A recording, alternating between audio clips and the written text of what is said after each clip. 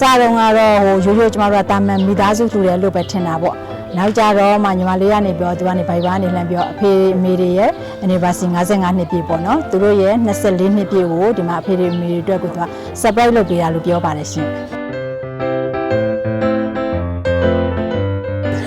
ဒီကရောရင်ချစ်မယ်လို့မသိပါနောက်ပေါ်မှာလည်းချစ်မယ်တူတူကျွန်တော်ကတော့အခုလိုပြင်ဆင်လိုက်တာကတော့တဘာဝမကြဘူးလို့မြင်ပါတယ်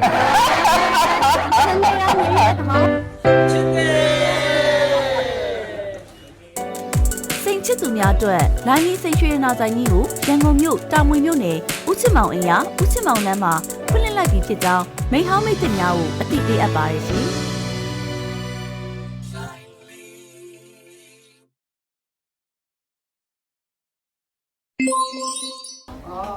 ဒီနေ့အခုလိုထူကြတမ်းကြတာသမီးနဲ့တမက်နဲ့သမီးကဟုတ်ကဲ့24နှစ်ပြည့်ပေါ်လေအိမ်ထောင်ပြုကြတာဒါအိမ်ထောင်ပြုတဲ့ဆိုတာကလည်းသူတို့ကလည်းကျောင်းသူကျောင်းသားဘဝနဲ့ညားကြတယ်ပေါ့ဆရာန်းဒီတယောက်တွေ့တယ်ညားကြတယ်ဆိုတော့လောကရန်တရား8ပါးရဲ့ရက်ခတ်မှုတန်ကိုကြံ့ခံပြီးတော့မှစူးစမ်းရုန်းကန်ကြတာတခါတည်းသမင်းတောင်ကောင်းကောင်းစားကြတယ်လားမသိဘူးအဲ့တော့ရုန်းကန်ကြပြီးတော့မှအခုလို24နှစ်အထိဘာလို့ရုန်းကန်ထုတ်ရှားကြပြီးတော့မှစားကြတောက်ကြပြီးတော့မှအခုအတိုင်းတာနဲ့ဆိုလို့ရှိရင်ဟဲ့မိဘတွေကိုလည်းပဲကျွေးမနိုင်တယ်ပြုစုနိုင်တယ်နေစရာစားစရာဝတ်စရာလိုလေသေးမရှိကြည့်ရှုနိုင်တဲ့အပြင်ထူရတန်းတယ်ဆိုတာကတော့ဘက်ကခါဦးသမင်းဆိုင်တဲ့ကျွန်တော်တို့တွားတယ်အခုလည်းဒီမှာဖိုးဖွားတွေဆီမှာလည်းလာတယ်။နောက်မိဘနဲ့ခရီးရန်ကျောင်းကလေးတွေလည်းတွားရတယ်။ပို့တာပါတာကလေးတွေမိဘနဲ့ဒီမှာလည်းရောက်တယ်ပေါ့သူတို့ထူတန်းတာတွေထူနိုင်တန်းနိုင်တဲ့အခြေအနေရှိရောက်လာအောင်သူတို့ရုန်းကန်ကြတာတွေ့ရတဲ့အချိန်မှာအင်မရာမဝန်တာပြည်ပြီးဖြစ်ရပါတယ်လို့ဝန်တာတလားဝန်တာတယ်တင်တယ်ညခွင့်နဲ့ချာကိုပတ်ပြန်တယ်ရမကောင်းတော့ဘူးကျွန်တော်ကတော့အခုလိုပြင်ဆင်လိုက်တာကတော့တဘာဝမကြဘူးလို့မြင်ပါတယ်နာမည်လေးနဲ့တဘာဝအလားတူဆိုရင်အမှန်မှကြည့်လို့စရာကောင်းမှာပြင်ဆင်လိုက်တာကတော့ကျွန်တော်ရန်ဆန်ပုံမှန်ပြတယ်မကောင်းမှဆိုလို့ဘာပါတော့မပြောဘူးအခုချစ်တုံးဆိုတာတဲ့အခုချိန်မှာကျတော့ကျွန်တော်တို့ကချစ်ချင်းမြတ်တာကတော့ကုံသွားပြီ1500ကုံသွားပြီးတော့မှ928ကိုကူးပြောင်းတဲ့အကျဉ်းတရားရောက်သွားပါတော့ခင်ဗျာတကယ်ရှင်းတော့ချစ်တဲ့တရားအတိဒီလိုဘာလဲချစ်ပါတယ်မြတ်တော်ဒီလိုပြောနိဗ္ဗာန်ကိုချစ်မယ်နိဗ္ဗာန်ရောက်ရင်လည်းချစ်မယ်တဲ့နိဗ္ဗာန်ရောက်ရင်ငါကလူမရှိတော့ဘူးလေကြောက်တတ်ပြီအလားကပြောတာနိဗ္ဗာန်ရောက်ရင်ချစ်မယ်လို့မသိပါနောက်ဘဝမှာလည်းချစ်မယ်တူတူသူပြောရဖြစ်ရင်လည်းတကန်ထဲခွေးဖြစ်ရင်လည်းတပကန်ထဲစားမယ်ပေါ့ဖက်ဖြစ်ရင်လည်းတကိုင်းထဲလည်းမြစ်သွားပြီဗမာစကားကိုပြန်သွားတာတကိုင်းနဲ့နာဖက်ဖြစ်လည်းတကိုင်းထဲနာတယ်ဘယ်လိုလဲမပါတာအရင်ကူတော့အချလုံးဟိုင်းနော်ဘီချက်ခွမကွာအဖမကွာကူချိုအချကြောင့်မှာကချုံတောင်းပြချက်ချက်သူကအခုကျမလိုက်တာကကရမတခါတမတခါနှစ်ခါရှိပြီတဲ့ကျွန်တော်ကိုယ်တိုင်လိုက်ရအဲ့ဒါကိုဝန်တာတဲ့ဒီကိစ္စကိုဒီကောင်းမှုဟာပေါ့ကောင်းကင်နိုင်ငံရောက်ဖို့အထောက်အပံ့ကောင်းကောင်းဖြစ်ပါစေတည်းလို့သူဆုတောင်းတယ်တဲ့今天都是没有订了的，哦，太冷风了，都တော်လုံးအင်ခင်ဝါချဲဟာလူဝကြီးဟန်တဲ့လေရင်တော်လို့ခဲလူဝလို့တဲ့ သူက အကျော်ဖို့လို့တဲ့ဖန်ငနဲ့တော်လုံးကြီးတဲ့ သူ့ရဲ့ဇာတိရွာတရွာမှာအဖိုးကြီးအဖွားကြီးတွေဟောပေါ့စစ်ပေးစစ်တန်တဘောမျိုးလိုပါလို့ပေါ့အခက်ခဲရော ဝတ်ထမမနေရ တော့ လို့ ခုနိုင်အလုံးမလုံးနိုင်ငါပြဖို့ဖြစ်ကုန်တော့တရွာလုံးတဲ့အိမ်မှာကြာအဲ့လိုပဲထောက်ပံ့ပြေးနိုင်ပါတယ်ပြေးနိုင်လို့အလွန်ပဲဝန်တာကိုယူရပါတယ်တဲ့လောကရန်ရဲ့ရိုက်ခံမှုဘလောက်ပဲခံရသူတို့ကြိုထားပြီးတော့မှအခုလိုပြေးနိုင်ထူနိုင်တာဝန်တာပါတယ်တဲ့ ကျူလီကရဲ့မျိုးသားကျွန်တော်ညီ ဒီဒီကနဲ့ချိန်မအောင်ကိုအိမ်ထောင်ပြတာက20နဲ့4နှစ်ရှိပြီ20နဲ့4နှစ်ရှိတော့သူတို့ရခါစားမယ်ငင်ကန်ချတော့ကြလေငင်ကန်ချတော့ကျမတို့အတူတူမနေရဘူးအတူတူမနေရတဲ့ခါကြတော့လေသူတို့နဲ့စကားပြောရဖြစ်စေသူလူချင်းတွေ့ရဖြစ်စေအရန်ပဲတီးချင်တယ်အရန်ပဲချစ်တယ်အရန်ပဲပြောချင်တယ်အခုလာတဲ့ဆရာမတို့ဆရာကြီးဆရာတို့ဒီမှာတပ်ပေါ်ရပြတဲ့ဒီတော့တမဇာလံပြပေါ်ဆောင်ပဲလာပါလာလူပြရလူကြီးစုတယ်နဲ့သူတို့လည်းဒီလိုပဲဟိုနဲ့တော့လည်းနှစ်လာရှိတဲ့ဘက်ကဒီလိုမိဘနဲ့ထူပြရဆရာမတို့ပဲပြည်ပြန်ပြလိုက်ကြည့်စုတယ်နဲ့ပြီးတော့တာသမီးတွေဒီလိုထူနေထူတယ်ဆိုတာကငဲရမဟုတ်ဘူးနဲ့ထူတယ်တာနဲ့ဆိုတာလေစိတ်ထဲမှာပေါ်လာဖို့လည်းမလိုဘူးစုပေါ်လေဇုံလည်းလူဖို့ကံဖို့လည်းနှမ်းတာမတိတ်ပြီးတော့လူကလည်းတော့ကိုစမ်းစားနေတဲ့လူနဲ့စီစဉ်တဲ့လူမရှိတာဖို့စမ်းစားမှနေပြီးမှအသက်ဆေးပြီးတာသမီးတွေကကိုလုံးပညာတာတိတ်ခဲ့ပြီးမှသူတို့လည်းကြမှာယူကောင်းပြီးကောင်းမကြမ်းမှတက်ဆံပြီးနေကြပါစေအမေနဲ့လည်းပြန်ကြည့်ကြပါစေတော့ဒီလိုစီဒီမျိုးတွေအခုရှိတဲ့အခုတင်ချပေါင်းတဲ့သူတွေလုပ်ပြတဲ့လူတွေလည်းနောက်ထပ်လည်းထပ်ပြီးအာကိုပြီးထပ်ပြီးဆိုတဲ့အဆုံးနဲ့တန်းနေပါစေလို့ကျွန်တော်အတူတူပဲတတ်ပါ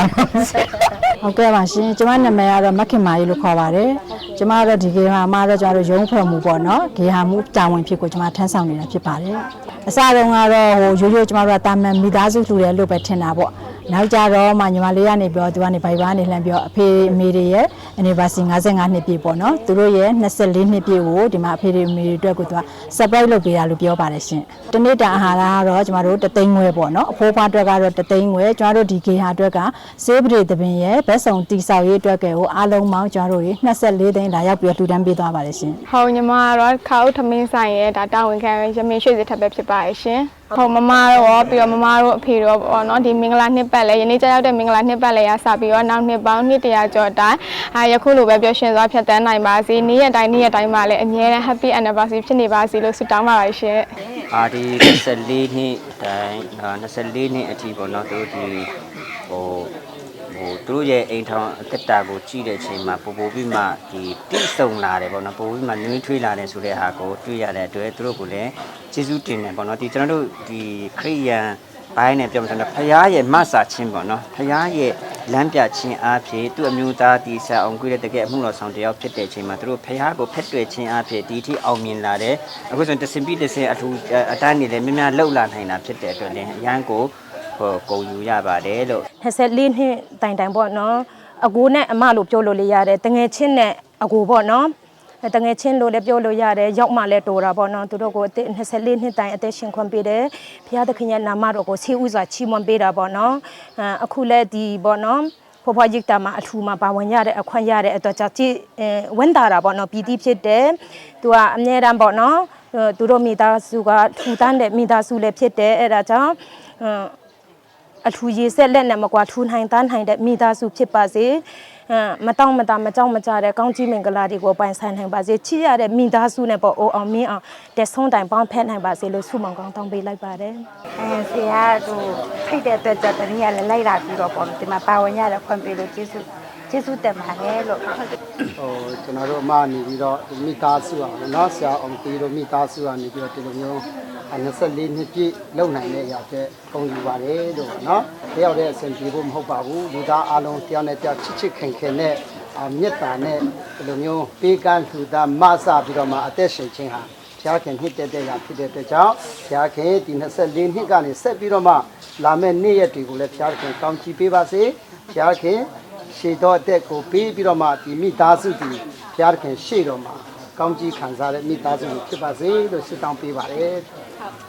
ဟုတ်ကဲ့ပါအခုလိုပေါ့နော်ဟိုဘုရားရဲ့ကြီးစုတော်ကြောင့်24နှစ်တိုင်ပို့ဆောင်ပေးတဲ့ဘုရားရဲ့ကြီးစုတော်ချီးမွမ်းတယ်လို့တငယ်ချင်းတို့ရဲ့နော်မင်္ဂလာနှစ်ပတ်လည်24နှစ်ပြီးမှဒီနောင်နှစ်ပေါင်းများစွာနော်ကျမ်းမာခြင်းဝမ်းမြောက်ခြင်းပျော်ရွှင်ခြင်းနဲ့စင်နှလုံးလုံးရဲ့ဆန္ဒတွေပြည့်ဝပါစေလို့ဆုတောင်းပေးလိုက်ပါတယ်။ဆရာတဲ့အမတကယ်ချင်းတို့မိသားစုမှာဒီ24နှစ်တိုင်ဘုရားကပို့ဆောင်ပေးတဲ့ဒီနောင်လာမယ့်နှစ်တင်မှာလဲဘုရားကအကောင်းဆုံးမစပို့ဆောင်ပေးမှဒီရှိတော့အသက်တာနဲ့ဘုရားခင်ကောင်းချီးပေးပါစေ။ဟုတ်ကဲ့တကယ်ချင်းအောင်ကွေးနဲ့တကယ်ချင်းဂျူလီယာကွေး Happy Anniversary ပါလို့အခုကနေဆိုင်ခါမှာတော့နှစ်တရာတိုင်ကျန်းကျန်းမာမာပျော်ပျော်ရွှင်ရွှင်ချစ်ချင်းခင်ခင်နဲ့ဘဝကိုဖြတ်သန်းနိုင်ကြပါစေလို့ကိုကြီးကိုတော်တဲ့ Simon Om ကွေးနဲ့သူ့ရဲ့ဇနီး Julia နှုံမနာတို့24နှစ်တိုင်ဘုရားကပို့ဆောင်ပေးတယ်အဲ့ဒီအတွက်ကျေးဇူးတော်ချီးမွမ်းပေးပါတယ်ဆက်ပြီးခါမှနောင်လာမယ့်ဒီပေါင်းများစွာဘုရားကဆက်လက်ပို့ဆောင်ပါစေလို့ပြီးတော့ဒီ55နှစ်မြောက်ဖြစ်တဲ့လေပြငိမ့်ဥမနာဘူးနဲ့သူဇနီးတော်ရှမနာတို့အတွက်လည်းကျေးဇူးတော်ချီးမွမ်းပေးပါတယ်သူတို့လည်းတက်ရှိကြမှာချင်းဘုရားကကျေးဇူးပြုပါစေလို့အားလုံးကိုကျေးဇူးတင်ပါတယ်အရန်ဝမ်းသာတယ်ပေါ့နော်ပီတိလည်းဖြစ်ပါတယ်ကိုလည်းခွန်အားယူရပေါ့နော်ဒီအမားတို့ရဲ့လင်မယား24နှစ်ပြည့်အတွက်ရောဒီအဖိုးနဲ့ဖွားပေါ့နော်အဖိုးနဲ့ဖွားလည်းတော့အသက်ကြီးပါပြီဒီအသက်အရွယ်နဲ့ဒီလောက်ထိကျန်းမာနိုင်တာဟာတကယ်ကိုဒါကျွန်တော်တို့ဘာသာရဆိုဘုရားကောင်းချီးပေးတာပေါ့နော်အရန်ဝမ်းသာပါတယ်လို့ဟုတ်ဟာလည်းဒီ24နှစ်ထိတိုင်အောင်ဘုရားရှင်ကပို့ဆောင်ပေးတဲ့အတွက်ဘုရားကိုချီးမွမ်းပေးပါတယ်ဘုရားရှင်ကဆက်လက်ပြီးမှနောက်နှစ်တရာထိဘုရားရှင်ဆက်လက်အတူပါရှိပါစေအိမ်တော်တစ်ခုမှာပေါ့နော်ကျမတို့လည်းဒီမှာရောက်တဲ့ချိန်မှာပဲတွေ့လိုက်တယ်ပေါ့နော်ဆိုင်ပုတ်လေးတွေမှာတွေ့တဲ့အခါမှာအိမ်တော်တစ်ခုထူထောင်တဲ့အခါမှာပေါ့နော်နှစ်ပေါင်းအကြာကြီးဒီလောက်ထိပေါ့နော်ရှောက်လန်းနိုင်တယ်ဆိုတာကတော်တော်ကြီးကိုပေါ့နော်အရန်ကိုထူးခြားတယ်လို့လည်းပြောလို့ရတယ်ပေါ့နော်ကျမဆိုအရန်ကို surprise ဖြစ်သွားတာပေါ့နော်ဆရာအမ်ကွီးနဲ့ဆရာမဂျူလီကွီးတို့ဇနီးမောင်နှံမိသားစုဆို24နှစ်ပေါ့နော်24နှစ်ပြည့်ထိတိုင်အောင်ဘုရားသခင်ကသူတို့မိသားစုကိုအခုချိန်ထိတိုင်အောင်ပေါ့နော်အကောင်းဆုံးဘုရားကပို့ဆောင်ပေးတာကိုတွေ့ရတယ်သားသမီးမြင်းမြစ်တွေနဲ့အတူပေါ့နော်ဘုရားရဲ့ကောင်းကြီးတွေခံစားတာကိုလည်းတွေ့ရတယ်ပြီးတော့မှလိုအပ်တဲ့သူတွေပေါ့နော်အမြဲတမ်းကူညီပေးတဲ့အရာတွေကိုလည်းတွေ့ရတယ်ပြီးလို့ရှိရင်သူရဲ့မိဘပေါ့နော်နှစ်ဖက်တော်မိဘတွေကိုလည်းပဲတကယ်ပဲလူလေးသေးမရှိပေါ့နော်ကူညီထောက်ပံ့နိုင်တဲ့မိသားစုအဖြစ်နဲ့သူတို့ရက်တည်ပြီးပို့ဆောင်ပေးတဲ့ဘုရားသခင်ရဲ့ကျေးဇူးတော်ကိုချီးမွမ်းတယ်ဒီ24နှစ်ပြည့်ကနေစပြီးဘုရားသခင်ကတာပြီးပို့ဆောင်ပေးပါစေလို့သူတို့အိမ်တော်မိသားစုကိုလည်းဆုတောင်းပေးပါတယ်လို့ညာပြောဆိုစရာကောင်းတဲ့နေ့လေးဖြစ်ပါသူတို့ရဲ့မိသားစုကိုဘုရားရှင်ကောင်းချီးပေးလို့ဒီကဲတဲ့နေရာတွေမှာသူပေးနိုင်တယ်၊ကိုညီမဆပေးနိုင်တာဖြစ်တယ်။ဓမ္မရမတင်ချင်းအတွက်ကုန်ယူပါတယ်လို့ဒီကနေပြောချင်ပါတယ်။ပြီးတော့မှနောက်တစ်ခုကတော့ဒီကျွန်တော်ရဲ့ဆရာကြီးပေါ့နော်ခုဒီဘိုးအပွားဆိုတာကျွန်တော်ကိုစာတင်ပေးခဲ့တဲ့ကျောင်းဆရာဖြစ်ပါတယ်။သူတို့ရဲ့55နှစ်ပြည့်ဒီမင်္ဂလာနှစ်ပတ်လည်းအတွက်လည်းကုန်ယူပါတယ်ဒီနောက်မှလည်းဒီချက်မကသားပြီးအသက်ရှင်ကြမှာပါစေပြောင်းခင်ကောင်းချီးပေးပါစေလို့ဆုတောင်းပေးပါတယ်ဆိုတော့မှာကြားချင်တယ်ဆိုတော့အခုလုပ်တဲ့အတိုင်းပဲဆစ်ဆက်ပြီးတော့မှမရသွားတဲ့နဲ့မနာသွားတဲ့နဲ့ဆက်လက်ပြီးတော့မှတိထက်မကကောင်းကြီးရအောင်လူချမ်းသာနဲ့ချမ်းသာလူဒီဝန္တာအောင်နတ်ဒီဝန္တာအောင်အစစရဖို့ဆက်ပြီးတော့မှလုဆောင်နိုင်ကြပါစေတိထက်မကဟုတ်တဲ့သူကမိဘနှစ်ပါးဖက်မှလည်းပဲအခုတော့ပဲဆက်လက်ပြီးမှကြည့်ရှုစောင့်ရှောက်နိုင်ကြပါစေလို့အဲ့တော့ပြောချင်တယ် Happy Anniversary ပါချစ်တယ်